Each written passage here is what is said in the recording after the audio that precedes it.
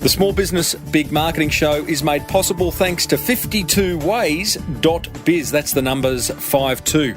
And it's a free one-day live event hosted by small business marketing expert Dale Beaumont for business owners who want more leads, more time, more profit.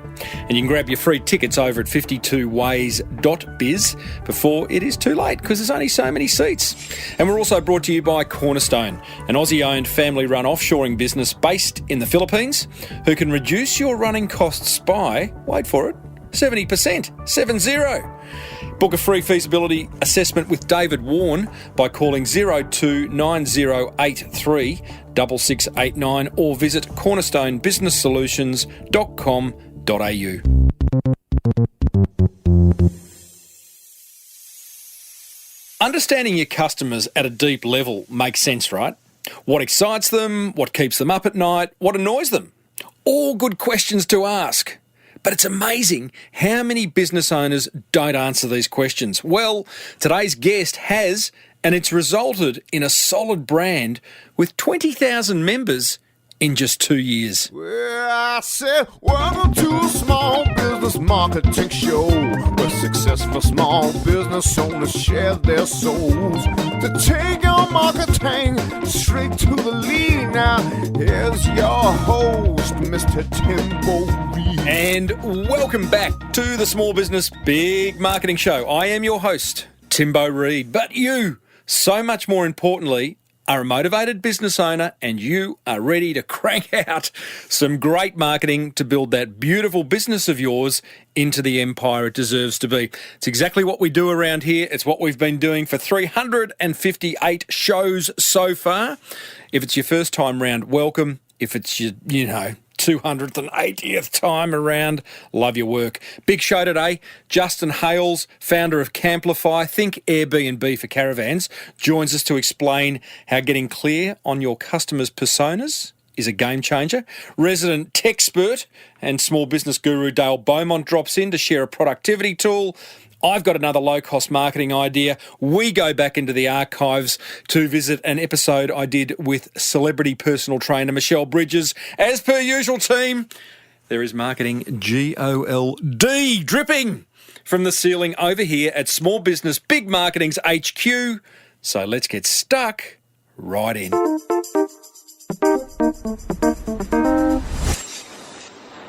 Hey, do you reckon you've got a book in you? I think you do.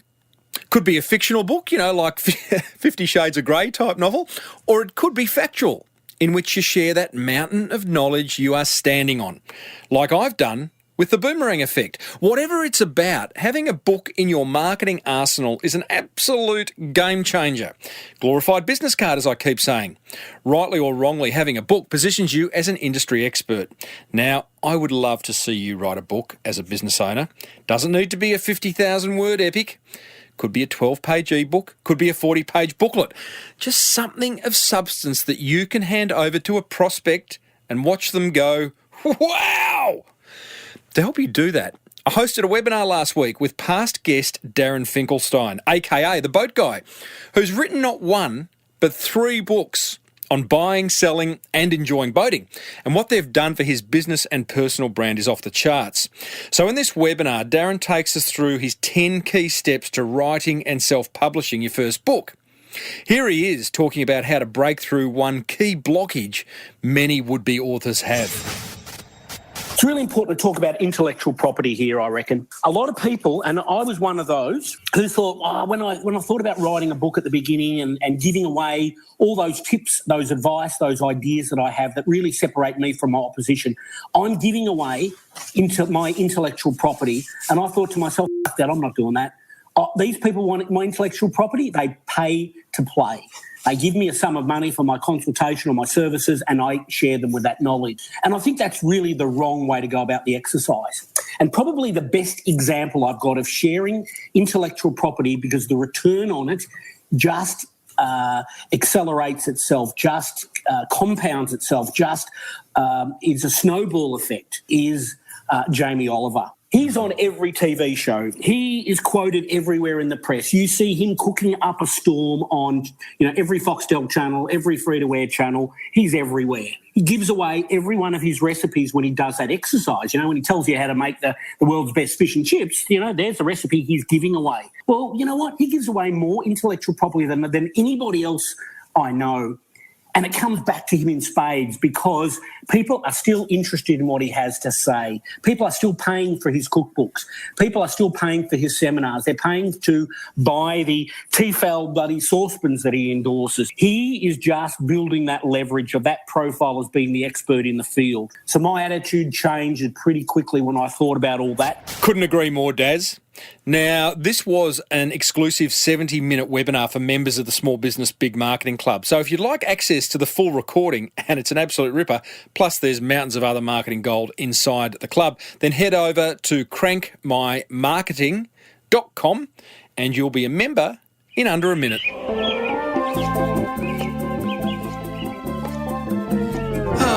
Life just got a whole lot easier. Hi, Dale Beaumont here from 52ways.biz, the best one-day business workshop ever, with another productivity tool to make your business life a whole lot easier. So what is the tool that we have for you today? Well, it is called Flipboard. And think of Flipboard like your own personal newspaper or magazine. So basically you download an app which is free and it's available to all Apple and Android users. And what happens is you then type in all the different keywords about the things you want to know about. You can also subscribe to blogs, you can subscribe to newspapers and digital magazines from around the world. All of that comes into one central place, and what you can then do is flip your finger and you can consume dozens of articles within the space of just a few minutes. Now what you can then do is read them then and there, or you can save them for consumption later on. Think of it like your own digital newspaper, delivered to you each and every day. It's a fantastic tool and it's free. There you go. I told you life would get a whole lot easier, so check it out today. This has been Dale Beaumont from 52ways.biz. Now, back to you, Timbo. Life just got a whole lot easier. Thanks, buddy. Now, as you know, one of my ongoing mantras for business owners of any size is to never stop learning. So I encourage you to get along to one of Dale's live events. Absolutely first class they are. Tickets are free, and it's 8 hours of solid business building content. In fact, in 8 hours, Dale shares 52 ways to boost your profits. That's probably where the name 52 Ways came from. Grab your free seats now. Take a friend at 52ways.biz.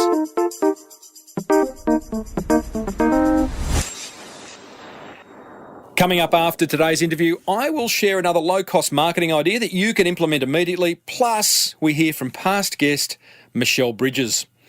Okay, today's successful business owner is Justin Hale, and he's the founder of Camplify, which is kind of like the Airbnb for caravans and RVs. He's also another cubicle escapee, gotta love the cubicle escapees, who's now living the dream, running his own business. How's this? In just 2 years, Camplify has a valuation nearing 8 figures and is about to enter the UK and German markets. One of the keys to Camplify's success has been getting absolutely crystal clear on who their customers are. So we talk a lot about how and why all businesses should go through that process. Plus, we geek out over automation funnels, customer experience, and Justin, I think, has a great view on competition. I started off by challenging Justin on his voicemail message. Your voicemail says, rarely do you check it, so please leave a text instead. Exactly right. How's that working for you? It's working very well. People, get back to me very quickly through a text message, and I can reply really quickly to them. So it's great. Really? There's a very heated discussion going on inside the Small Business Big Marketing Forum about that exact way of handling voicemail, because if you're driving, it's a pain in the arse. It is. But luckily, I live in Newcastle, so literally it takes me about 12 minutes to get from my home to the office. Right. So I don't spend too much time in the car, which is great. Good on you, mate. All right, we're not here to talk about your voicemail etiquette. Tell us about Camplify. Where'd the idea come from?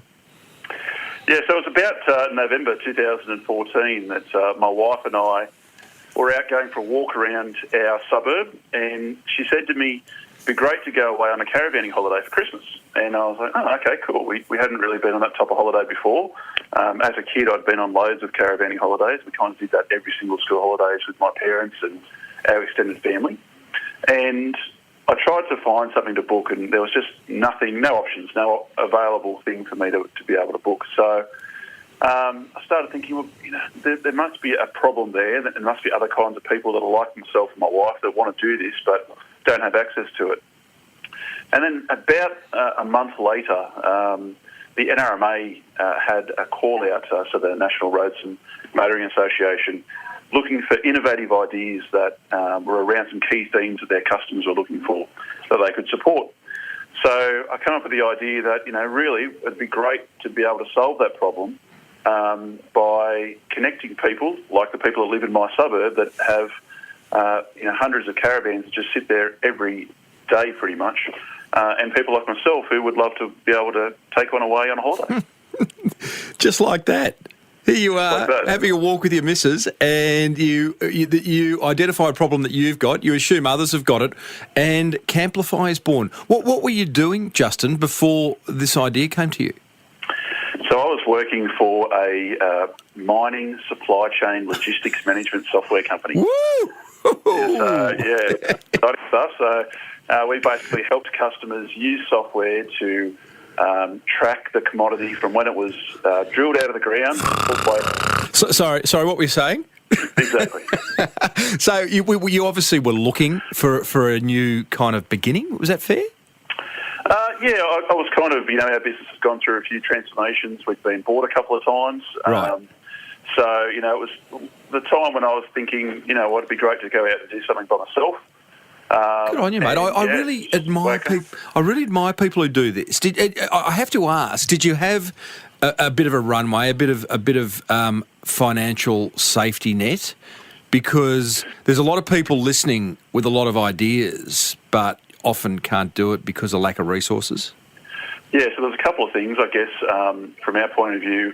Literally, because the idea happened so quickly, and we got into the NRMA program, we got $30,000 to start the business straight away from the program, so that was good. But also, it was the time when the mining industry was going through a downturn, right. And so I was lucky enough to go to my company and say, you know what, if anyone's looking, if you're thinking about making any people redundant, me. I'll put my hand up. So that was good. That's unreal, mate. So this NRMA program was sort of like, was it an innovation incubator type thing that allowed you to bring ideas to life around automotive? Yeah, exactly. So it was run by a company called Slingshot. So they're a business incubator. They've launched about 200 businesses in Australia through the Slingshot program. Great name. Yeah, great name. So they basically help you to understand your product, your customers, your market, and it's almost like doing a 12-week MBA specifically on your business and your customers. Mate, that is unreal. So you walk into day one at Slingshot with an idea, and the idea is, well, you explain the idea in its simplest form. So it's basically a really easy concept. It's just people who have caravans, motorhomes, camper trailers, camper vans, who don't use them all the time. We connect them with people who would like to hire them and go away on a holiday. It's just like Airbnb, but for all those types of RVs. So you then go into Slingshot day one, and what's 12-week MBA? What's the kind of top three things that they say, do these, and you give yourself the greatest chance of success? Probably the most important thing is you've got to know your customer. Right. So you have to know why a customer wants this type of service, that there is in fact a need for this, and that customers will, once you provide this service in the right way, that they will actually come along and consume your products. So that's probably the first thing you have to know. Okay, hold the thought around customers. I want to go quite deep in that to sort of understand how you've identified your customers. But what about validation of the idea? I mean, I hear you tell me Camplify, yeah, Airbnb for caravans seems like a good idea, but there's a lot of kind of good ideas out there, I say with quotation marks. How do you validate it? Yeah, so obviously we've got two sides of the marketplace. So we've got people who own and people who want to hire. So validating the idea behind someone who wants to hire was quite easy, because all we really need to do was build a website telling people that this is a concept coming along. Yep. Put some AdWords up, put some Facebook advertising, and tell people register so that you can be informed when there's one available that suits your needs. So we did that, and basically we got thousands and thousands of people sign up and say, we would like to do this. I'd love to hire a van. Don't want to buy one, just want to hire one for a couple of nights. Tick. Exactly. So we validated that side of the business. And can I just ask, you got the website up, didn't spend a lot of money, I'm guessing, just kind of like a website that presented the idea in its simplest form and asked for people's email, right? Literally, I did it myself in about 3 hours. I love it. Okay, so the second side of it? So the second side was a little bit harder. So we had to find people who owned vans. We had to tell them the concept, and then we had to see whether they would be interested in doing it. So to do that, you've got to go where there are people that have vans. So we literally went out into caravan parks, we went to caravan camping shows, we went to, you name it, where you could find someone who owned a van, and we started to survey people and say, is this something you would consider doing? Okay. That would take a little bit more time. Yes, a little bit more time. Lots of knockbacks, but you know, a few people along the way that said yes, we would, but we need the following things. So we were able to find out those things that our customers needed and be able to really address them. So Justin, in doing that, you know, like when you tell people about an idea, they're generally inclined to say, "Oh yeah, I'd probably do that." It's a bit dangerous to rely on that, isn't it? How do you get past the but what if push came to shove and it was time to actually rent your van out? How do you get them to that point? Yeah, well, the next step in that is, great, can I have your email address and your phone number so I can tell you about it when it's ready? So once you've got that and they say, actually, yes, you can have my details, then not all of those people are going to convert, but a lot of them will. Right. So tell us about the point then that you're sitting in the slingshot and you've gone, it's validated. How did you know? Yeah, so we'd gone to lots of these types of events. We'd collected lots of names and signatures, names and email addresses, I should say. Mm-hmm.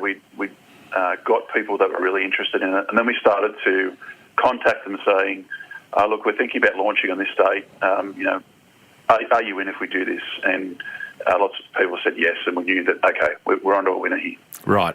Are you loving it? Are you just loving sitting in this incubator, having escaped the corporate cubicle? Yeah, look, it was so different. You know, we went into it not really knowing what to expect, not really knowing even if our business was going to work, to be honest with you. Yep. But just thinking this is a great opportunity to give something a go and really have a great position to be in around us with experts, with people that know small business and digital marketing and all that kind of thing inside and out. So we've just got to go hell for leather for it. Yeah, totally. Did you just literally lean into it completely, or was there an element, maybe yourself, maybe your wife, maybe someone else sort of sitting on your shoulder going, be careful, Justin, this might not work? Yeah, well, you always have those thoughts. I still have those thoughts today. Look at our numbers and think, we've had amazing growth and, fantastic results. But, you still, every now and again, you think, is this thing really going to work? Yeah, right. Yeah. I think I don't think there's a business owner out there that at some point doesn't, question themselves. And, I spoke to the fellow who started Stone and Wood Brewery up in Byron Bay. He's doing $60 million a year of beer and he still wonders whether it's going to work or not. Yeah. Okay, so you're working in 12 weeks in Slingshot. Tell us about understanding your people, because you've got two audiences to understand. You've got to intimately understand the caravan owner, and then you've got to understand the person the holiday maker, I guess, is what you call them, right? Exactly. That's right, yeah. So what's the process? Yeah, so we very early on established that what we needed was some customer personas. And, customer personas are not a new thing. They've been around for a long time. Advertising agencies have used them for a huge number of years to really define down what their marketing strategy was going to be. But a lot of small businesses don't use them. And I think that they are one of the most valuable tools in actually knowing that you've got a product that your customers are going to need. So what is a customer persona, and how do you identify it? Yeah, so everybody's heard the old rule that you get 80% of your profits from 20% of your customers. So really what your customer persona is saying that, I want to make sure that I understand who those 20% are. I understand in detail that person. I know how they think, what they do, and ultimately I know how to get more of those customers. So it's about creating a profile of that person and knowing every single thing you could ever know about that person. So, you start off by giving that person a name. So you might call that person for Camplify, you might call him Luke, the owner Luke. And so then you say, well, how old's Luke? So Luke is, usually between, say, 36 to 42. He's got a young family, a couple of kids. He's probably a small business owner. He watches TV for a certain number of hours a week. He goes on social media for a certain number of hours a week. He's educated. He loves caravanning. He loves camping. But because he's a small business owner, he knows that spending $50,000 on a caravan, while it satisfies a deep love that he has for doing this, and he wants to be able to take his kids away on it, and he really wants to own a caravan, at some point he's thinking, is this a good investment? So Justin, just interrupt. Are you making this up are you painting this picture as like, is Luke your ideal customer, or that all the Lukes out there are going to love Camplify? What's the process? Yes, so it's a little bit of both. We know that he's our ideal customer, but we also know that every time we speak to somebody that is similar to Luke in that customer persona, we know what their hot buttons are going to be. Okay. We know the questions they're going to ask. We know we have the answers for them, and we know that they're going to become a great customer of ours. And is it okay to have a number of customer personas? Absolutely. So you might have, 10, but really it's about defining down those 10 so that you can say these people generally will fit into one of these 10 categories. Okay, so let's say you've got 10, Camplify's got 10 customer personas, and I'm sure there's a vast difference between number 1 and number 10. Absolutely. Yeah. But at the end of the day, you have to create one website, one brochure, one core marketing message that speaks to every single one of those? Is that how it works? Yeah, broadly, so you do, but also, these days with digital marketing and websites the way they are, you can tailor different pages and different messages and different emails and everything to that particular audience. So if you're going out there advertising, let's say you want to advertise in a seniors magazine, and you know that part of your market is seniors that will read that particular magazine. So you want to create a message specifically for that type of customer who's reading that magazine. So not everyone that reads that magazine is going to be right for you, but a certain segment of that readership will be. So tailoring your message to that particular audience, and then creating a landing page that directs those people to that landing page based on a call to action inside that. Love it, mate. Advertisement. See, I love that, and I think a lot of small businesses get two things wrong now. One is they don't do enough work on their customer persona. The second one is, being able to target a marketing message and then direct someone online to a landing page that continues to talk to them in their language, recognises their problems. That's when marketing really kicks in, right? Because it becomes very personal. That's right. And then the next step is to have a marketing automation funnel where people, fill out a form to get some more information and then start to get some emails from you that are once again tailored to that particular landing page that those people have come from. Just give us a bit more insight into that marketing automation funnel. Yeah, so we use a great product called Autopilot. Mm-hmm.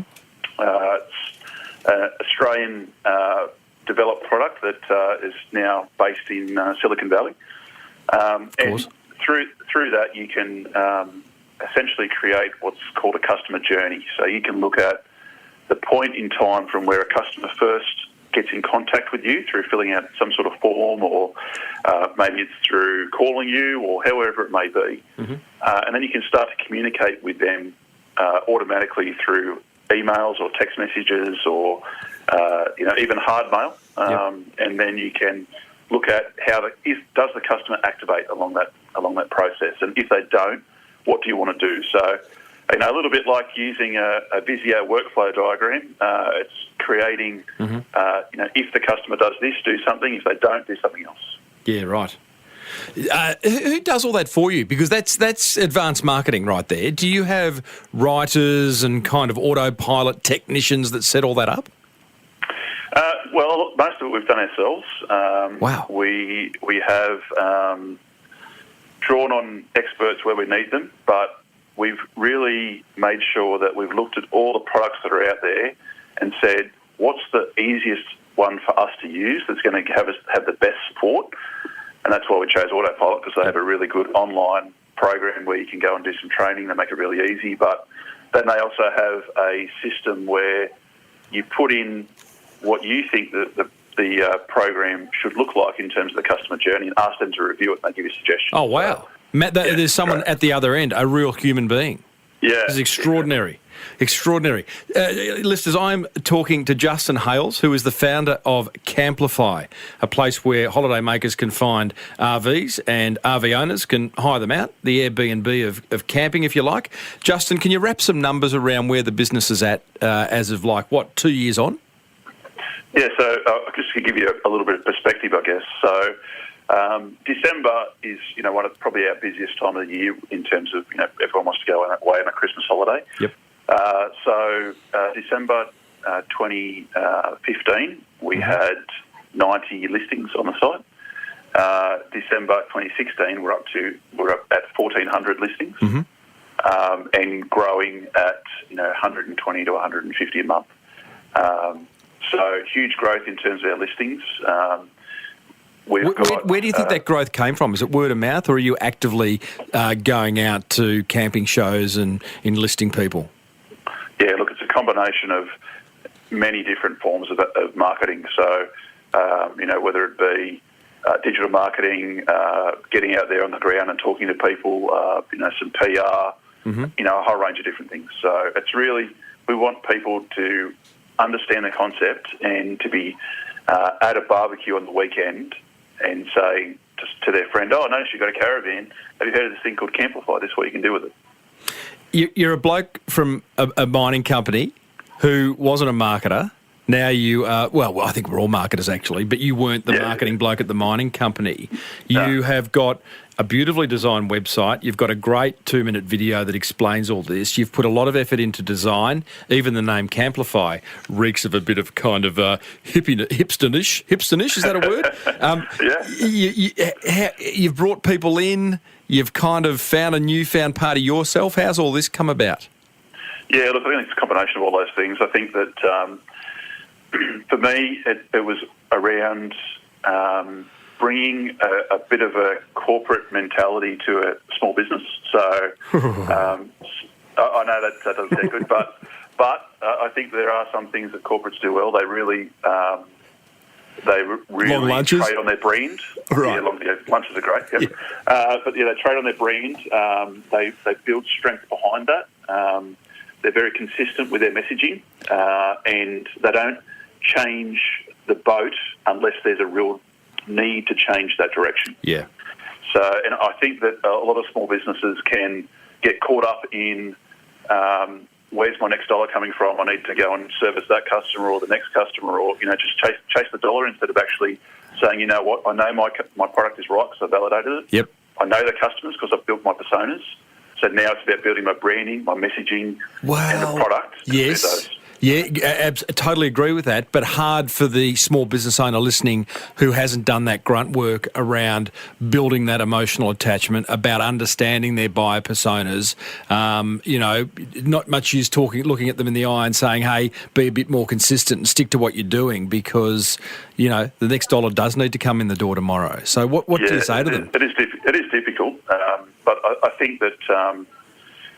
then you always need to stay true to your single product, and you might vary left and right a little bit to be able to service that customer. But at the end of the day, if your product is right and you understand your customers, those customers will buy from you. Yep. Tell me, I didn't finish getting the numbers around Camplify. So you're onboarding about 120 RV owners a month now, 90 to 120. How many? Give us just put some other stats around it. Can you talk revenue? Can you talk days rental? I don't know, staff? Yeah, so we've got about 20 or over 20,000 hiring members now as well.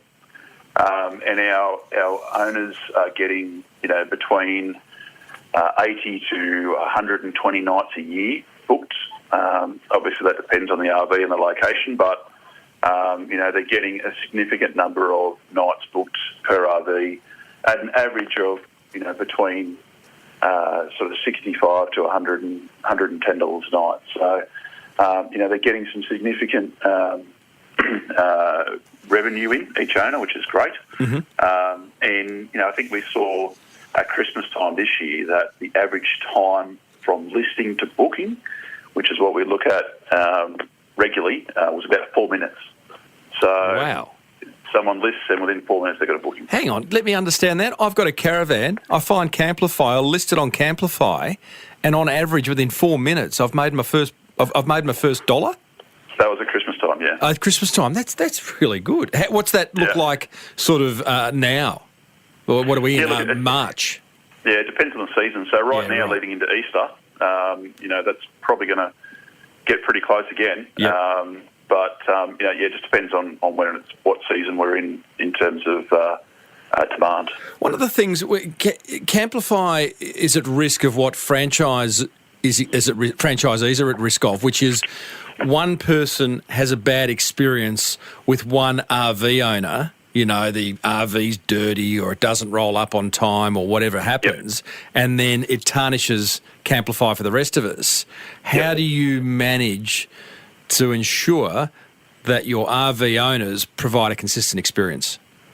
Yeah, so there's a couple of things. I think first and foremost, that's the whole reason that Camplify actually exists, because we're enabling the connection between two private parties. So to have an independent arbitrator between those two parties is really important, so that we can make sure that both of our customers are protected. Mm-hmm. And if a hirer does have a problem, then they know they can always come back to us, and we're there to help them and be that independent party between the two people to make sure that it is a fair system. So I think from that point of view, that's an advantage to us. Mm-hmm. The other things are that we take time to try and onboard all of our owners and talk to them and make sure they understand that they're providing service and that they have some responsibilities in providing that service, the same as any small business does.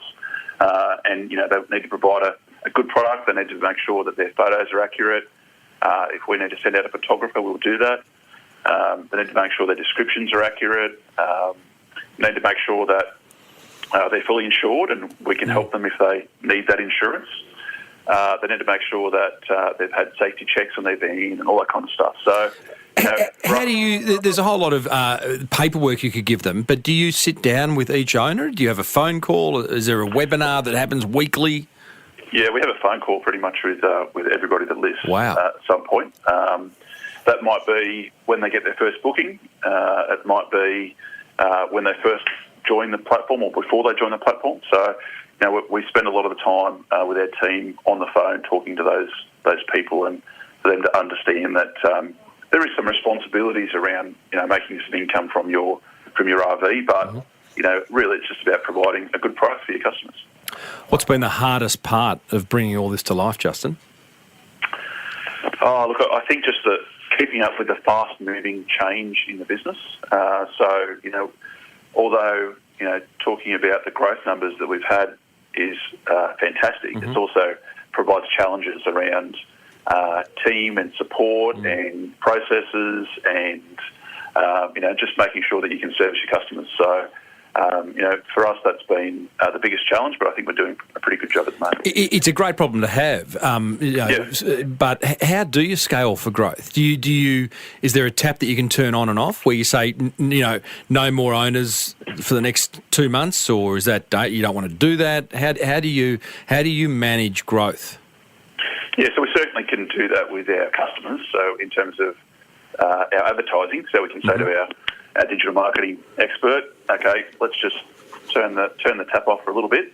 But for us, it's about we're trying to build a scalable business that can go anywhere in the world. So it's about providing a systemised approach that we can try and do as much automation as possible so that we can spend the bulk of our time talking to our customers.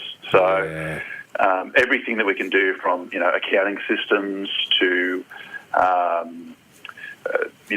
anything with IT, anything that we can do that doesn't really add to the direct focus of talking to those customers. We try to automate as much as possible. Tell me more about that. Boring systems are boring, but boy, oh boy, they are important. How do you How do you document every system? Is there a process for that? There is, yeah. So we have an online platform that we use a product called Confluence from Atlassian, and we document everything that we do. So pretty much when someone comes up with a new idea or a new business process, then we map it out on a whiteboard. We work out whether that's going to work or not. We do it manually for a week to see whether it does work. If it doesn't work, then we change it. If it does work, then we say, okay, what are the points in this process that we can automate in some way? We get our developers involved. We get our customer service team involved, and we say, okay, what can we do to provide some automation? And we try to automate as much of that as possible, and we document every step in the process to make sure that it's... again, something many small businesses don't do, I have an interest in an outsourcing business in the Philippines called Cornerstone, and one of the things that they do when you hire a VA through them, a virtual assistant, is that virtual assistant uses a product called, what is it called? It is called, it's a System Hub. And they're responsible for documenting every system of a small business, because I don't think enough get the fact that if you can systemise something, it removes you from the equation and you can go and focus on what you're good at, right? Exactly right, yeah. And I think that, as you scale and grow and you look to bring on your team members, for them to be able to say, okay, here's how we do all these things and this is why, it's so important. Unreal. Tell me, you talk about you as being the Airbnb of RV hire. Do you sort of daily delve into the Airbnb side, or weekly, and kind of figure out what they're doing? Because they're doing all the research. Yeah, look, we spend a lot of time in peer-to-peer sharing businesses on a whole. So we're part of a network in Sydney that is around about 15 businesses that are all peer-to-peer. So we spend a lot of time with all those guys just talking about what are you doing, what are you finding, what's working, what's not working. We look at the likes of Airbnb or Uber. Everywhere I go in terms of travel, I try to use some sort of sharing economy business so that I can get some tips and see how I can improve our platform. Do you think we're just seeing the start of this sharing economy? Absolutely. I think that it's really just the tip of the iceberg. I think who should be scared? Well, I think that there's a lot of traditional businesses out there that have taken their customers for granted for a long time, and I think that the sharing economy just enables people in a neighbourhood to do business together, and I think that really that in essence is small business, and we're able to take away the need to have huge multinational corporates that are providing things for us that we can provide to each other.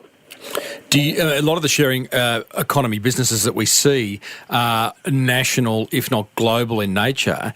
Do you see opportunities for businesses to work at a neighbourhood level? and make a reasonable income?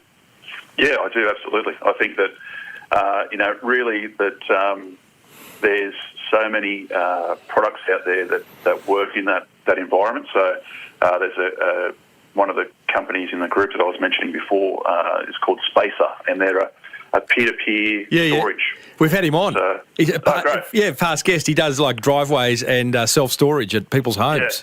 So that's a great example of a localised, peer-to-peer sharing economy business where, you've got people that are doing transactions wholly and solely in a local environment. Great. It was a great business, or is a great business. You've just raised a whole lot of coin, Justin, to go global into the UK and Germany. That sounds like quite a challenge. What do you got to do differently? Yeah, it is. I think, first things first, we have to develop those customer personas, understand that market. So, it's not the same as in Australia. We need to make sure that we truly understand why people would want to use our service, how they would use it, and then, how can our platform be built out to support those customers in those regions. Yeah, love it. Mate, that's exciting. You're moving pretty quickly. Like, we are. You went for a walk in November 2014 with the missus, and where are we at? March 2017, and you're heading for global domination. Yeah, it's extraordinary, really. But I suppose there is some competitive pressure now that you have identified the idea and taken it to market, that really it's incumbent upon you then to get into all the other markets before someone else does? Yeah, look, and I think that we do have some competitors in every market, really, but I don't see a problem with that because, in my opinion, competitors just make you do business better, and you're not actually going out there and trying to educate the market on a new product altogether. So, you've got the ability to, you don't want to be the person that has amazingly unique first-to-market business that no one's ever heard of before that concept. Yep. Because a lot of those businesses fail, to be honest with you. Totally agree. You want to be around the edge of, I get the concept, I get Airbnb, I get sharing. Why don't I do it with my camper van? What's your favourite camper? Oh, that's a good question. I love a pop top because it's small, it's fairly light. You can get out there and go to some really cool places and do some free camping. Yep. But then I also love the Winnebago. They're pretty awesome. Have you seen the Winnebago Man documentary? No, I haven't. Oh, Justin. One of the funnier, I'll finish with this, but way back in the 50s or 60s when Winnebago was huge, they had a guy in all their TV ads called the Winnebago Man, right? Okay. And he was their presenter, bit of a sort of Marlboro Man type fellow. Yeah. And after, he was a bit of a prima donna on set, and after the director called, cut, after the filming had finished, the camera guy often left the camera and sound rolling. And the Winnebago Man had a pretty foul mouth and got quite abusive. And there's just all this hilarious footage of him going off at the bloody teleprompter bloke and this and that. Anyway, this footage has been uncovered years later, but the Winnebago Man has gone missing, so they track him down. And it's hilarious, mate. So I'll let you go. That sounds like my weekend plan. Yeah, that's right. Hey, Justin, mate, well done on Camplify. It's an idea that is absolutely right for its time, and I wish you all the best. Yeah, thanks for having me.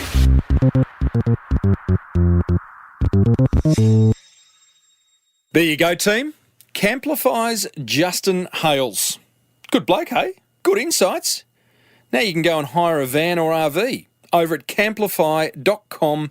I've actually always wanted to do my show out of an RV. I think that'd be really cool. Hey, coming up, I share my top 3 attention grabbers from that fireside chat with Justin. Plus, I've got another low-cost marketing idea for you. But first, here's a little something for you to create more freedom in your business.